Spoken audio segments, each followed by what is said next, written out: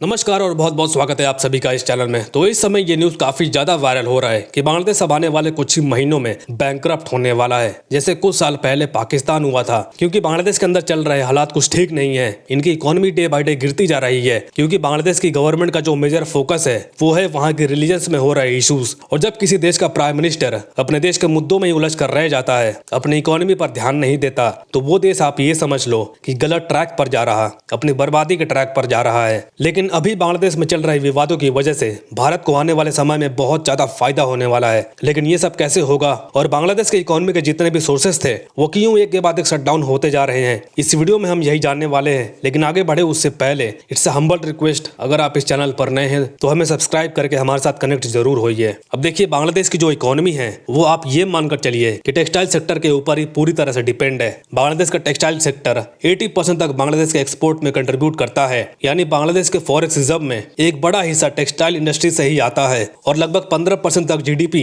बांग्लादेश की textile sector के ऊपर ही निर्भर है। और यही कारण है कि बांग्लादेश दुनिया के अंदर दूसरा सबसे बड़ा टेक्सटाइल का प्रोड्यूसर है चाइना के बाद। यानी चाइना पहले पर आता है कपड़े वगैरह प्रोड्यूस करने में। यानी कुल मिलाकर बांग्लादेश का टेक्सटाइल सेक्टर ही उसकी अर्थव्यवस्था को चलाता है। इसके पीछे जो मेजर रीजन है वो है बांग्लादेश के अंदर सस्ते लेबर्स। जी हाँ, और अब बांग्लादेश का जो टेक्सटाइल सेक्टर है वो अब अपने सबसे खराब दौर से गुजर रहा है। इसके पीछे का कारण है बांग्लादेश की चेंज हुई सरकार। यानी बांग्लादेश की नई सरकार की कुछ पॉलिसी ऐसी थी जिससे इनका भारत के साथ संबंध खराब हुआ। और बांग्लादेश का एनर्जी सेक्टर भी पूरी तरह से लगभग इंडिया पर ही डिपेंड है। इंडिया ने इनको बिजली की सप्लाई कम कर दी, जिस वजह से बांग्लादेश के टेक्सटाइल फैक्ट्री काम करना बंद कर दिए। यानी सरकार ने ना ही बांग्लादेश की एनर्जी क्राइसिस का सोल्यूशन निकाला और ना ही टेक्सटाइल इंडस्ट्री को उतना सपोर्ट दिया। और अब हालात ये है कि यहाँ की जो इंटरिम सरकार है वो हटने का नाम नहीं ले रही है, ये चुनाव भी नहीं करा रहे हैं। अब आप यहाँ इमेजिन कीजिए, एक ऐसी कंट्री है जहाँ पर आर्थिक रूप से स्थिति बहुत खराब चल रही है, जहां पर पॉलिटिकल क्राइसिस चल रहे हैं, जहां पर लगातार दंगे चल रहे हैं। क्या कोई कंपनी ऐसे देश के अंदर इन्वेस्ट करना चाहेगी? और यही चीज बांग्लादेश के अंदर देखने को मिल रहा है।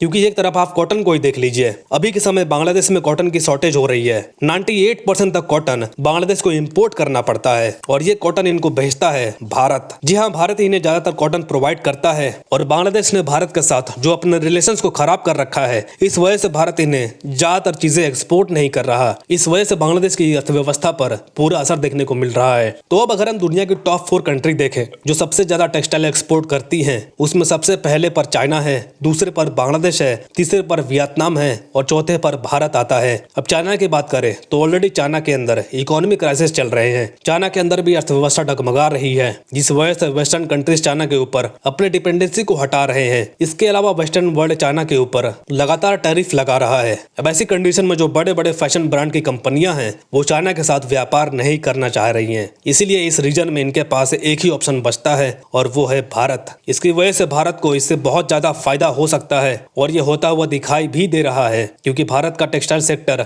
जो पहले 13% से ग्रो कर रहा था वो लगभग अब 20 से 25% से ग्रो कर रहा है। और ये एक बहुत बड़ा आंकड़ा है, क्योंकि भारत का टेक्सटाइल सेक्टर पहले डाउनफॉल पे चल रहा था, लेकिन अब अचानक से बांग्लादेश की हालत खराब हुई। वैसे ही इंडिया बहुत तेजी से टेक्सटाइल इंडस्ट्री में ग्रो करने लगा, जिसके चलते दुनिया भर की तमाम कंपनियां अब भारत की तरफ अट्रैक्ट होने लगी हैं। तो दोस्तों, ये थी अपडेट। क्या भारत आने वाले टाइम में दुनिया का सबसे बड़ा टेक्सटाइल एक्सपोर्टर बन पाएगा? आपको क्या लगता है कमेंट्स में जरूर लिखें। फिलहाल के लिए इतना ही। Thank you very much for watching. मिलते अगली वीडियो में।